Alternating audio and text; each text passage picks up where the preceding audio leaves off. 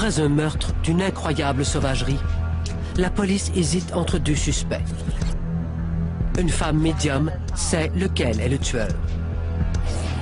J'ai senti qu'il y avait quelqu'un d'autre. Il était peut-être accusé, mais il n'y était pour rien. En Californie, une jeune femme disparaît et son meurtrier est en fuite. Les parents éperdus veulent à tout prix retrouver leur fille. Une médium sait où elle est. Je sentais la terre aride. Elle n'était pas dans une tombe, mais elle n'était pas non plus sur le sol. Lorsque les indices sont rares et que les enquêteurs ne trouvent pas de réponse satisfaisante, ils ont parfois recours aux témoins de l'étrange.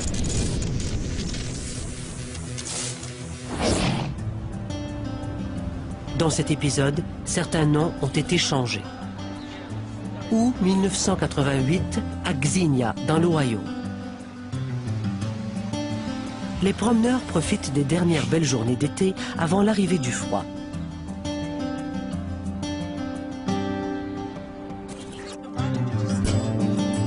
Karen Harding, 19 ans, entame une nouvelle vie à Xenia avec son mari Roger et leur bébé, une petite fille. Tous les trois habitent chez Joan, la mère de Karen, en attendant d'avoir leur propre logis. Le 3 août, après le repas, Joan accepte avec plaisir de garder le bébé pour que le jeune couple sorte se distraire pendant quelques heures.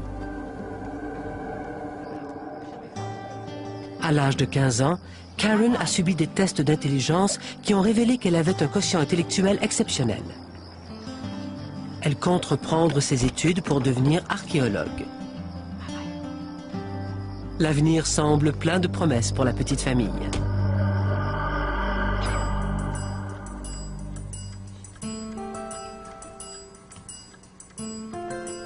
Ce soir-là, quand Joan monte se coucher, Karen et Roger ne sont toujours pas rentrés. Un peu inquiète, la jeune grand-mère se raisonne cependant.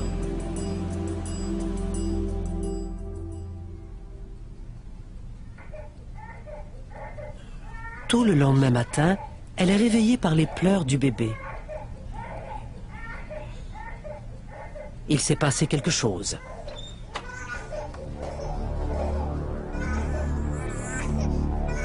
Karen et Roger ne sont toujours pas rentrés et leur voiture n'est pas là. Karen, pick up. Come on, Karen, pick up. I'm at the police department, but I'm really sorry. Roger est détenu dans les locaux de la police. Mais où est Karen?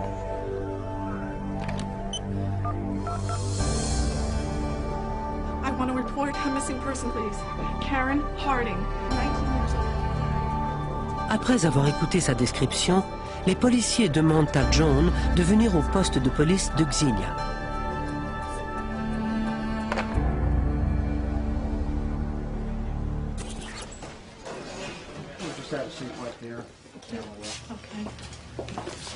Can you tell me where your daughter went last night? They went to the movies after dinner, and then they were going to stop off. Après avoir recueilli quelques informations sur Karen, l'enquêteur ordonne que Roger soit extrait de sa cellule. Yeah, bring Roger Wolf up. Miss Harding, I have some very distressing news. We discovered a female body this morning that we believe may be your daughter. Okay, here are the photos. Les photos confirment les pires craintes de Joan. C'est bien le corps de sa fille.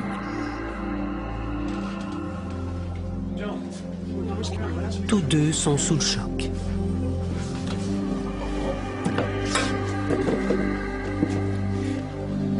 Roger, last night, after you were arrested. L'enquêteur explique qu'un corps a été découvert près de la voie ferrée, au centre-ville de Xenia, la veille au soir.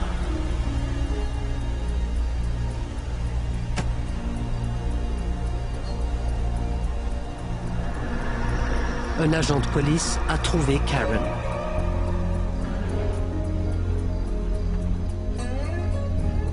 Le crime a été d'une violence inouïe.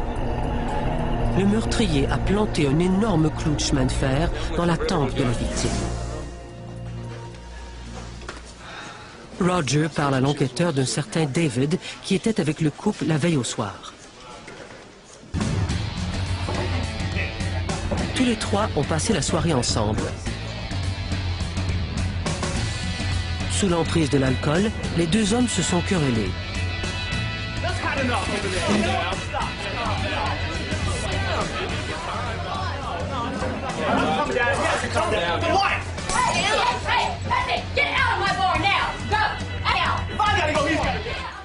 La barmaid appelle la police. Roger est interpellé par l'officier de police Dan Savage. Ce monsieur était bruyant et agressif avec tout le monde. Il était ivre et s'est montré provoquant envers moi. Je l'ai rapidement appréhendé pour tapage et ivresse et je l'ai fait monter dans ma voiture. Savage a vu Karen sur les lieux. Elle a dit que c'était son mari, que c'était lui qui avait les clés de leur voiture, qu'il les avait jetées par terre et qu'elle n'arrivait pas à les retrouver. Elle devait rentrer chez elle et n'avait pas d'argent. J'ai alors pris le portefeuille de son mari et le lui ai donné afin qu'elle puisse rentrer chez elle. Savage lui suggère de rentrer en taxi. C'est alors qu'un type est arrivé et m'a dit « Je vais m'occuper d'elle, monsieur Savage ». J'ai demandé à Karen « Est-ce que vous connaissez ce type ?» Elle m'a dit « Oui, ça va aller. Mon mari le connaît, tout va bien. » Très bien. Je suis donc parti pour mettre le mari en détention et rédiger mon rapport. Rien ne laisse soupçonner que Karen est en danger. Les policiers mettent la main sur David Myers. Ils veulent des réponses et rapidement. Myers commence par nier avoir vu Karen après qu'ils eurent été mis à la porte du bar. Mais ensuite, il modifie sa version des faits et déclare qu'il a vu Karen après le départ des policiers. Elle était sur l'aire de stationnement et cherchait ses clés de voiture. Il affirme qu'elle ne savait pas comment rentrer chez elle. Et il jure qu'il ne lui a fait aucun mal. Au cours de l'interrogatoire, l'enquêteur aperçoit l'officier Savage. Il m'a demandé si j'avais déjà vu cet homme. J'ai dit oui, c'est le gars qui a dit qu'il allait s'occuper d'elle et l'a ramenée hier soir. Savage est anéanti. Je me suis dit, bon sang, pourquoi ne lui ai-je pas plutôt dit de venir avec moi? Cet instant m'a hanté tout au long de ma carrière.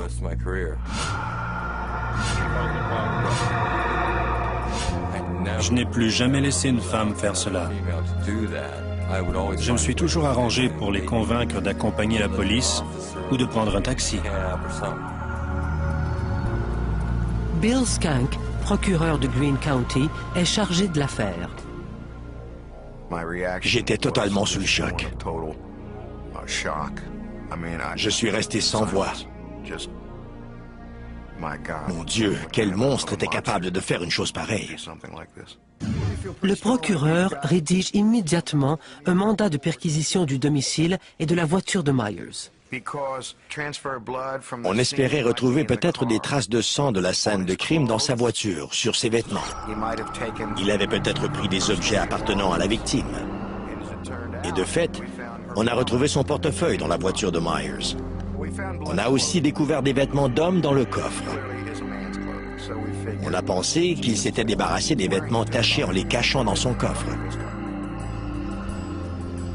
Myers a été arrêté et inculpé de meurtre avec circonstances aggravantes.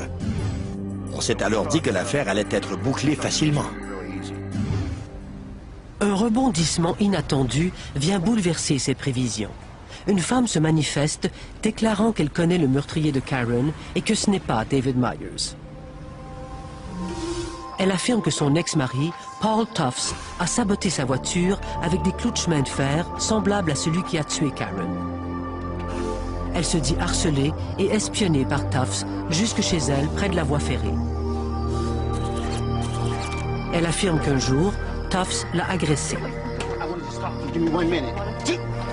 Listen, you said see that real yard over there?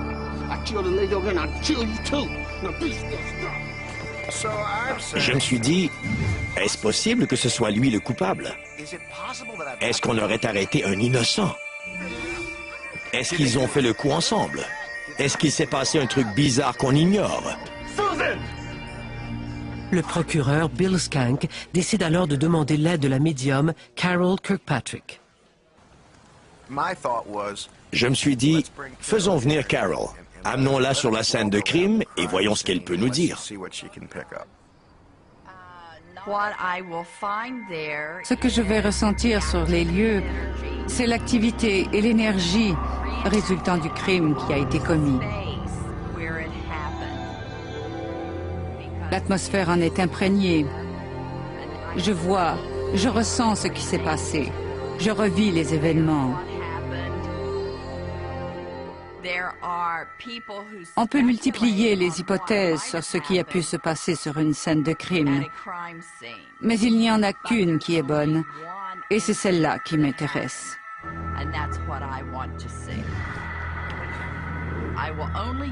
Je ne peux transmettre que ce que je vois.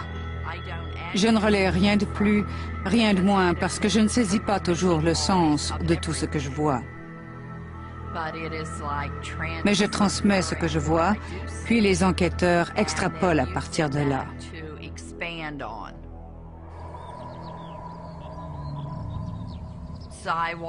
J'ai longé la voie ferrée, et à un moment donné, je me suis arrêtée.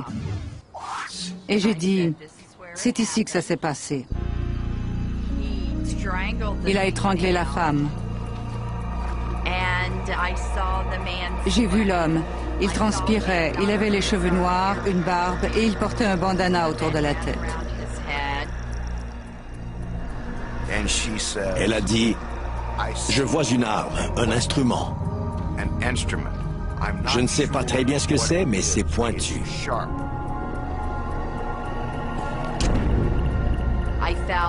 J'ai senti, sans l'ombre d'un doute, que c'était un être à la personnalité déséquilibrée. Carol pense que le tueur a été blessé récemment, mais pas en commettant le meurtre. Elle a dit, il s'est blessé d'une autre manière, sans rapport avec le meurtre. J'ai senti la présence d'une autre personne à proximité.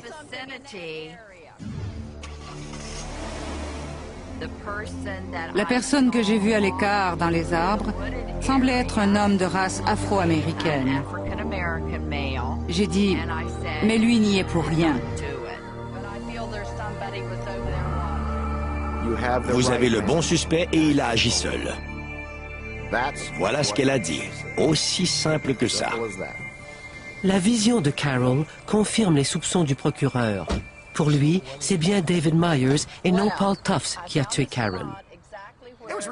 Ça m'a conforté. J'étais plus confiant, mais ça restait toujours un témoignage irrecevable. Dans la voiture de Myers, les enquêteurs ont retrouvé un T-shirt taché de sang ainsi que le portefeuille de Karen et un de ses gants.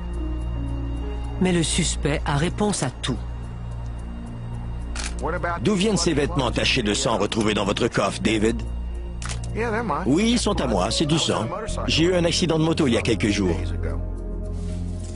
Les analyses sérologiques confirment ces dires.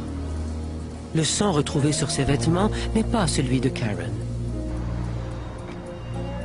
Et son portefeuille et son gant? Oui, c'est parce qu'elle était montée dans la voiture un peu plus tôt, puisqu'on faisait la tournée des bars. Il avait toujours une explication. Les policiers retrouvent aussi sur le corps un cheveu qui n'appartient pas à la victime. Mais en 1988, les tests d'ADN en sont à leur balbutiement et il faut des mois pour en connaître les résultats.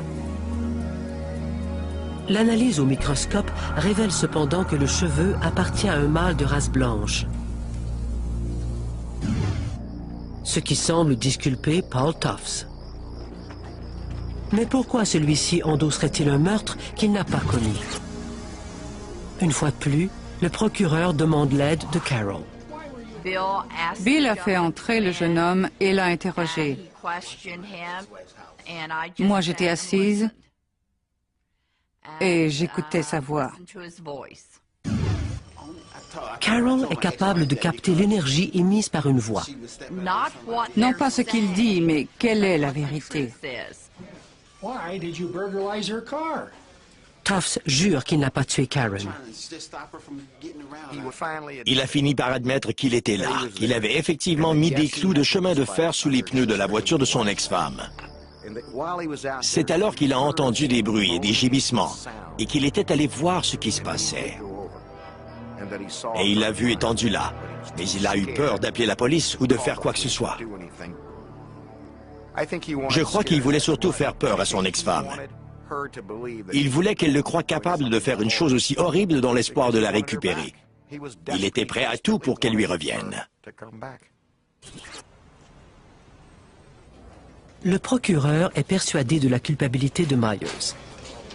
Mais cela ne suffira pas à en convaincre un jury pour peu que l'accusé ait de bons défenseurs. Je devais prouver au-delà du doute raisonnable que David Myers était l'auteur du crime. Alors que pour l'emporter, la défense n'avait qu'à semer le doute ou à avancer une hypothèse disculpant Myers. Et ils avaient sous la main un autre suspect tout désigné qui était sur les lieux et qui était plein de colère.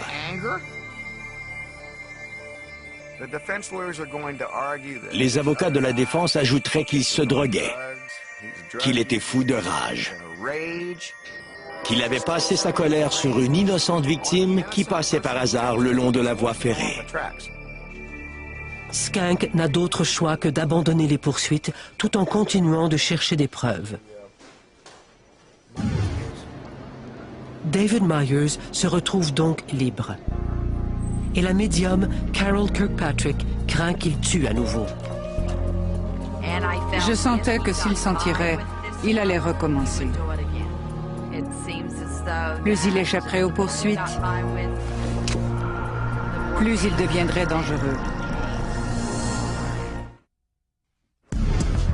Étranglée, puis tuée d'un clou de chemin de fer dans le crâne, Carol Harding est victime d'une mort affreuse. Le procureur Bill Skank est convaincu que David Myers est coupable, mais n'ayant pas suffisamment de preuves contre lui, il est contraint de le relâcher.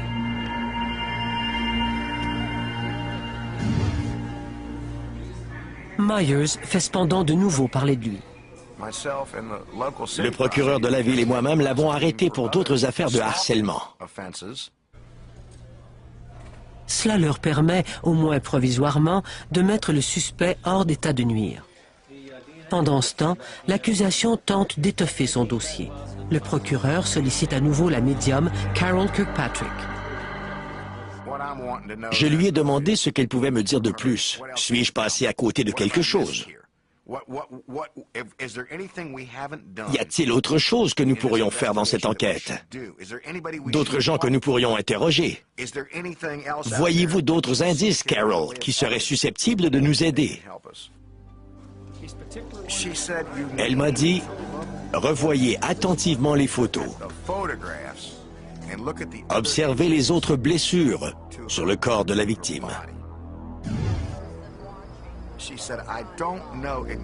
Je ne sais pas exactement ce qu'elles révéleront, mais elles contiennent des indices. La médium a vu juste. David Myers avait eu un accident de moto peu de temps auparavant. Il avait été blessé à un doigt qui portait un bandage.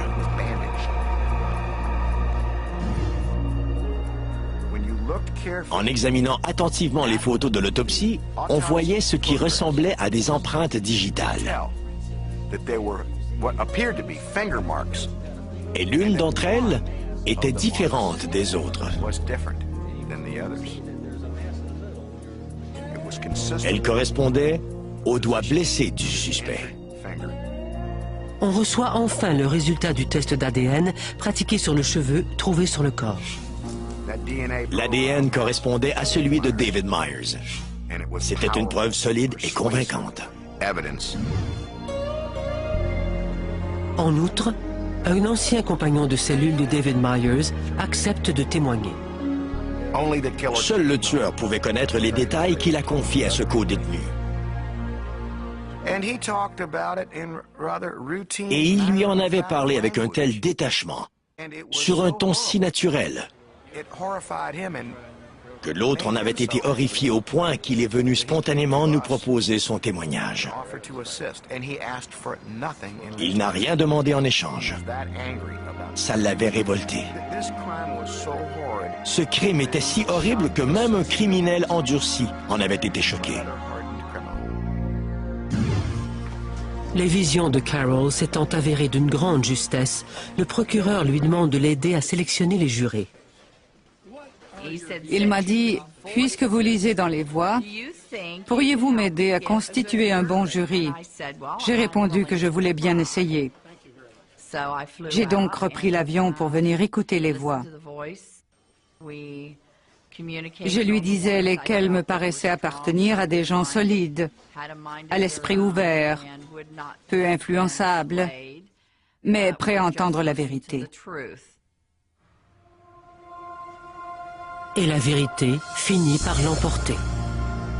En 1996, un jury déclare David Myers coupable de meurtre avec circonstances aggravantes et le condamne à la peine capitale. L'accusé fait appel. Aujourd'hui, l'affaire est toujours en cours. On a arrêté David Myers avant qu'il commette d'autres meurtres, parce que je crois qu'il en était capable. Je ne crois pas qu'il se serait arrêté. Ce genre de crime est très rare. Au cours d'une carrière, on rencontre une poignée de ces crimes horribles et à ce point sanglants. Pour moi, cette affaire a été une bataille épique, une véritable guerre, parce qu'il a fallu plus de 7 ans et demi pour venir à bout de la première phase du procès. Les défis scientifiques et techniques étaient immenses. L'affaire trouve enfin sa conclusion.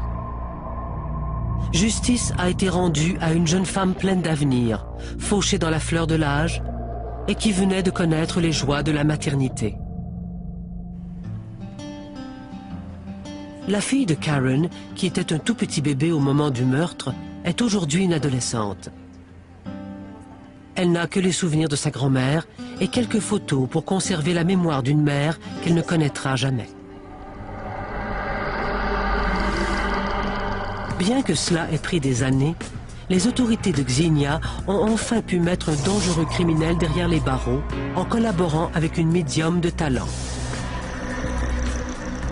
En Californie, un autre dangereux tueur est en liberté, multipliant les victimes.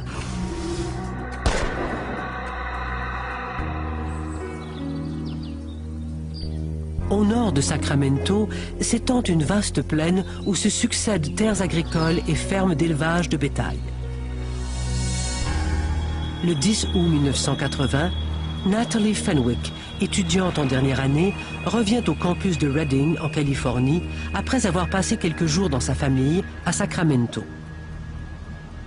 Elle a choisi d'emprunter la route panoramique. Au terme d'un trajet de 3 heures, elle devrait arriver au campus vers 22 heures. Mais peu après 20 heures, Natalie tombe en panne sur l'autoroute 20. Elle a sans doute heurté quelque chose et elle n'a pas de roue de secours. Elle est toute seule, à une époque où les téléphones portables n'existent pas encore.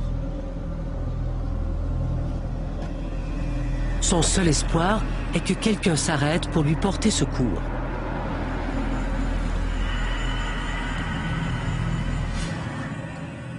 À 2 heures du matin, la mère de Natalie attend toujours que sa fille l'appelle pour lui dire qu'elle est bien arrivée. Mais rien ne vient, et son inquiétude tourne à l'angoisse. Police about a missing person. Please, can you just send somebody out there? This is very unlike her. She has a Chevy Vega. Le bureau du shérif de Lake County met ses hommes en alerte. Et à 2h45 du matin, un agent repère la voiture de Natalie dans le comté voisin de Colusa. John Kurth est agent de patrouille au bureau du shérif de Colusa. La voiture a été retrouvée sur l'autoroute 20, tout près de la limite entre Colusa et Lake County, avec un pneu à plat. Aucune trace de Natalie. Selon l'enquêteur Carl Stein de Lake County, c'est mauvais signe. La voiture était chargée. Il y avait des vêtements, des valises, le genre de choses qu'on ne laisse pas sans surveillance. La mère de Natalie explique aux policiers que quelques heures après son départ, sa fille l'a appelée d'une station-service. Elle a dit qu'elle avait un pneu crevé, qu'elle allait le faire réparer et repartir quelques heures plus tard. Les enquêteurs localisent la station d'où la jeune fille a téléphoné. Les employés reconnaissent la photo de Natalie et ils savent qui s'est arrêté pour lui prêter main forte. C'est un homme de la région qui se prénomme Jerry. La station-service ne vend pas de pneus correspondant au modèle de voiture de Natalie, mais Jerry a eu une idée. Il avait un ami qui vivait à une dizaine de kilomètres de la ville et qui possédait quelques vieilles Vega dont il pourrait sans doute récupérer les pneus. Et il s'est proposé de l'aider, étant donné qu'elle était dans une région où elle ne connaissait personne. Ils sont donc partis ensemble, supposément pour essayer de lui procurer un pneu pour sa voiture. Les employés ont trouvé cela étrange. Le conducteur de la dépanneuse a dit qu'il sillonnait toute la région, comme la majorité de ses collègues, et qu'il ne connaissait personne qui possédait 2 ou 3 Vega. En entendant le nom de l'homme et sa description, les policiers savent aussitôt à qui ils ont affaire. À la minute où on me l'a décrit, j'ai su qui c'était. C'est Gerald Stanley, bien connu des services de police. Il a déjà fait de la prison pour meurtre. Connaissant son passé, on a automatiquement éliminé tout autre suspect. Si Natalie se trouve réellement avec Stanley, il n'y a pas une minute à perdre.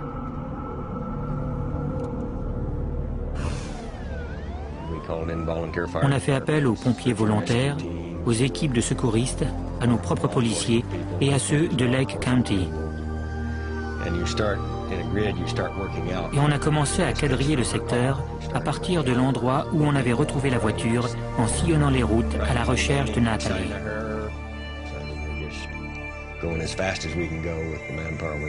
Il fallait agir le plus vite possible avec les effectifs dont on disposait, dans l'espoir de la retrouver en vie pendant qu'il était encore temps. Bientôt, une femme médium va les aider dans leur recherche. Ils l'ont cherché partout et ils faisaient de leur mieux, croyez-moi. Ils avaient besoin d'un petit coup de pouce.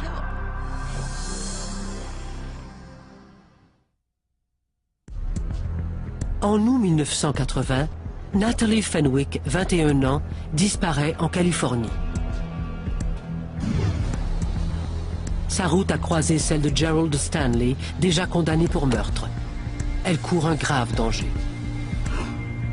L'agent John Kurth craint qu'il ne soit déjà trop tard. Quand on a appris qu'elle avait été vue pour la dernière fois quittant la station-service avec Stanley, j'ai eu un coup au cœur, parce que je savais que les chances de la retrouver vivante étaient quasiment nulles.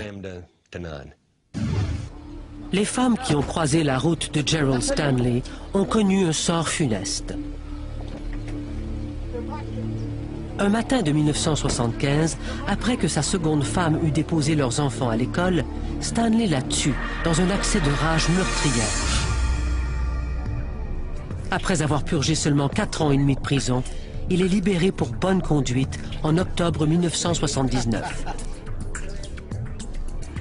Sa troisième femme l'attend à sa sortie. Plus tard, elle disparaît dans des circonstances que la police qualifiera de mystérieuses. Mais Stanley nie toute implication. Sa quatrième femme le quittera au bout de quelques semaines à peine pour aller vivre avec son père dans le motel dont il est propriétaire. Les enquêteurs sont toujours à la recherche de Natalie quand ils apprennent une nouvelle terrifiante. Quelques heures auparavant, à Lake County, un tireur isolé a tué la 4e femme de Stanley. Pour les enquêteurs, cela ne fait aucun doute, c'est Stanley. Ce nouveau rebondissement signe presque à coup sûr l'arrêt de mort de Natalie. À ce moment-là, on a presque perdu tout espoir de la retrouver vivante, sachant à quel type d'homme on avait affaire. Il venait de tuer son ex-femme. Il était en cavale, il en avait déjà tué une auparavant. Ça m'a retourné, parce que je savais qu'il n'avait plus rien à perdre.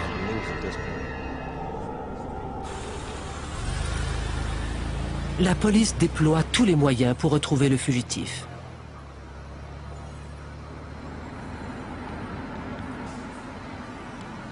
Mais Gerald Stanley refuse de se rendre.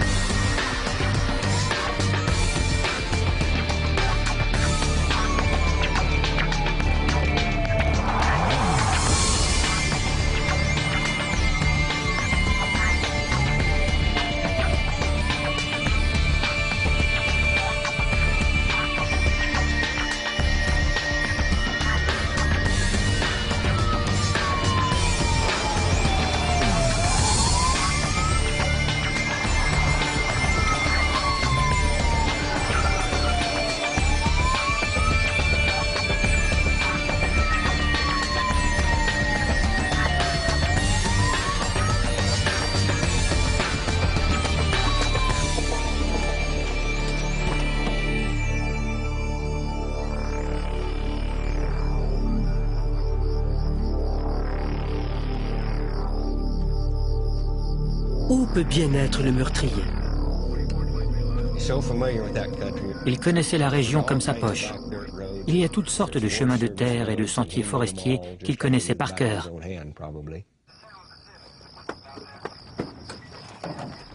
Mais il n'y a toujours aucune trace de Natalie. Retrouver Gerald Stanley dans cette région qu'il connaissait parfaitement revenait à chercher une aiguille dans une meule de foin. Les enquêteurs refusent de baisser les bras. On recherchait Gerald Stanley, mais ce qui nous tenait le plus à cœur, c'était de retrouver Natalie. On a toujours cette lueur d'espoir de retrouver la victime vivante. 2 jours plus tard, la police appréhende Stanley, réfugié chez un parent. Il est arrêté pour le meurtre de sa 4e femme et ramené à Lake County.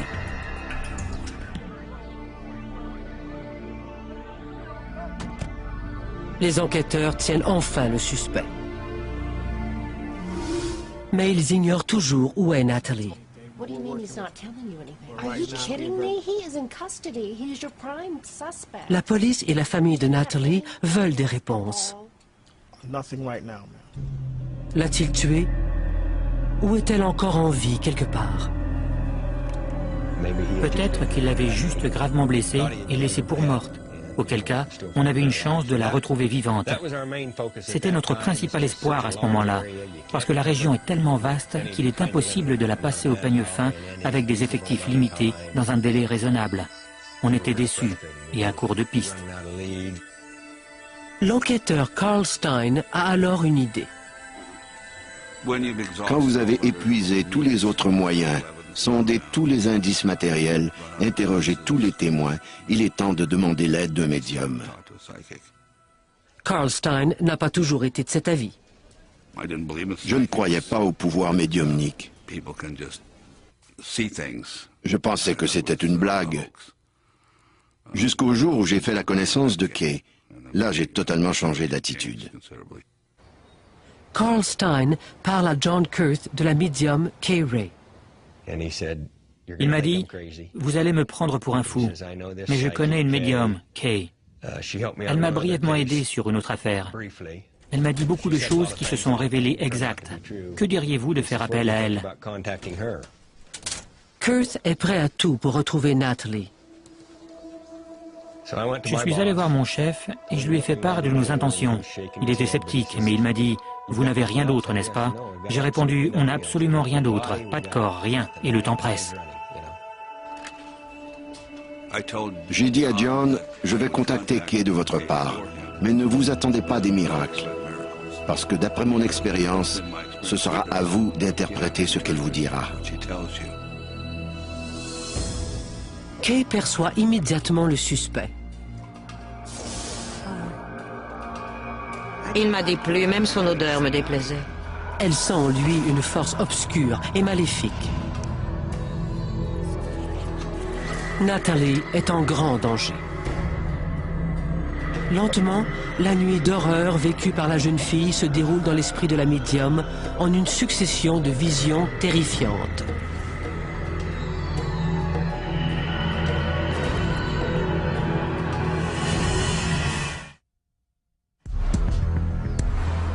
Natalie Fenwick, 21 ans, est toujours portée disparue et le coupable présumé, Gerald Stanley, déjà condamné pour meurtre, refuse de parler. En désespoir de cause, l'enquêteur Carl Stein demande l'aide de la médium Kay Ray. Quand on parle de médium, on imagine quelqu'un qui plane, qui est totalement dans les nuages. Mais Kay est une femme très terre-à-terre. Elle ne fait pas de miracles et ne prétend pas en faire. Elle vous le dit très franchement. Mais elle possède l'extraordinaire faculté de voir des choses que le commun des mortels ne voit pas. Avant de commencer, Kay veut apprendre ce que la police sait déjà. Je trouve que c'est une perte de temps que je leur dise ce qu'ils savent déjà. Donc ils me disent ce qu'ils savent et je leur dis ce que je sais. On rassemble le tout et on voit si ça correspond et si ça peut les aider. Je lui ai fourni quelques brèves informations. L'âge de la jeune femme, sa description physique, celle du véhicule et l'endroit. Ça me sert de point de départ. Ensuite, je déroule les événements comme dans un film, un grand écran sur lequel je place les personnages.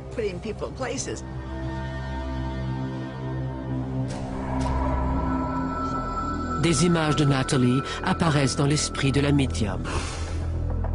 C'est ainsi qu'elle comprend la terrible vérité.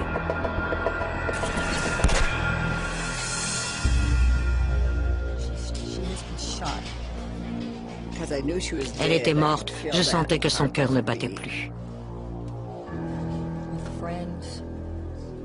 Dans son travail, Kay ne se sert pas seulement de la vue. En me limitant à un seul sens, je n'aurai qu'une partie du message. Il y a le son. Je me souviens qu'il y avait le bruit de la circulation à proximité. C'était donc près d'une route. J'entendais un bruit d'eau. C'était donc près d'un ruisseau. Parce que je n'entendais pas de vagues comme dans la mer ou dans un lac. Il y a aussi le toucher. Je sentais la terre aride. J'ai essayé de voir où elle était enterrée. C'est là que j'ai senti qu'il fallait descendre sous le niveau du sol. Et pourtant, elle n'était ni dans une tombe, ni sur le sol. Je sentais que son corps n'était pas enterré. L'homme n'avait pas prévu de la tuer.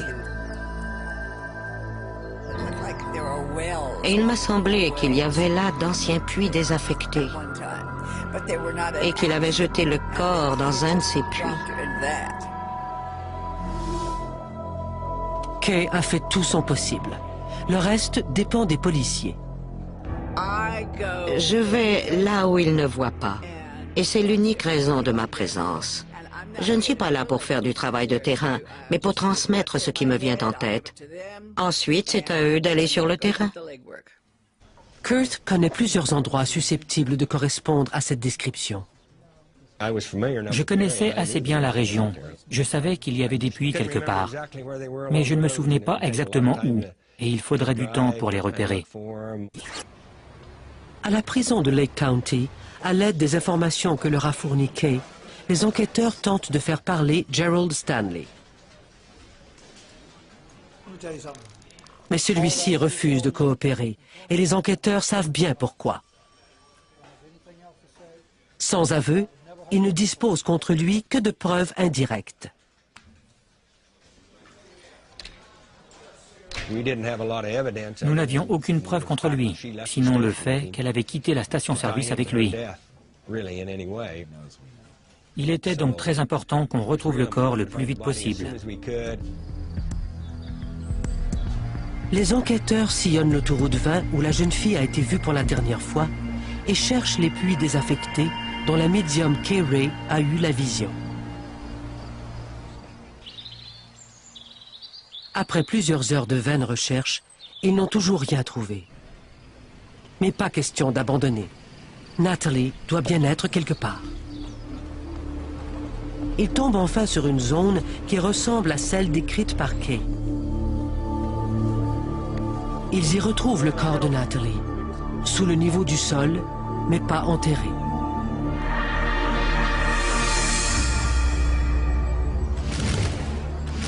Le policier John Kurth est stupéfait de la justesse des prévisions de Kay.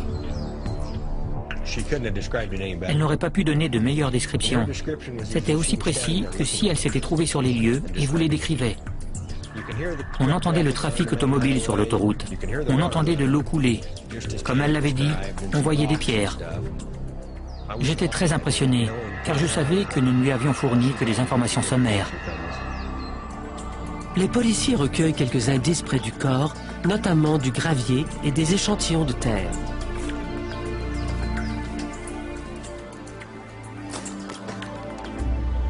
Mais rien n'indique quand ni comment Natalie est morte. L'autopsie va répondre partiellement à ces questions. Le médecin légiste conclut que la victime est morte d'une balle de calibre 25 tirée dans la tête, mais il ne peut déterminer la date de sa mort. En revanche, cela ne prouve pas qui a tué Natalie. On n'avait toujours pas d'éléments qui nous permettaient de prouver l'implication de Gerald Stanley. Et cela pouvait laisser largement place au doute.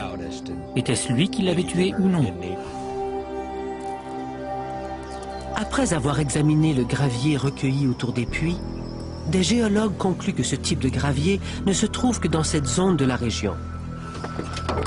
La police retrouve un gravier identique dans la voiture de Stanley.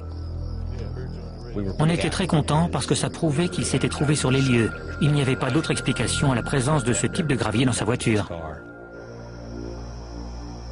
Les enquêteurs reconstituent les événements. Stanley a dû conduire Natalie près des puits désaffectés sous le prétexte de lui trouver un pneu de rechange. Mais personne ne sait exactement ce qui s'est passé cette nuit-là. Personne, sauf Gerald Stanley.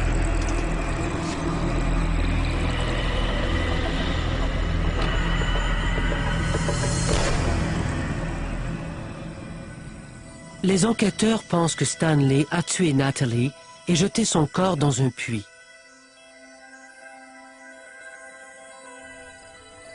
Le lendemain matin, il a tué à nouveau, s'en prenant cette fois à sa 4e femme. Pour l'assassinat de sa femme, Stanley sera inculpé de meurtre au 1er degré. Un jury le déclare coupable et le condamne à la peine de mort. Le tueur ayant été mis définitivement hors d'état de nuire, la famille Fenwick ne se sent pas la force d'affronter un procès long et douloureux et décide d'abandonner les poursuites.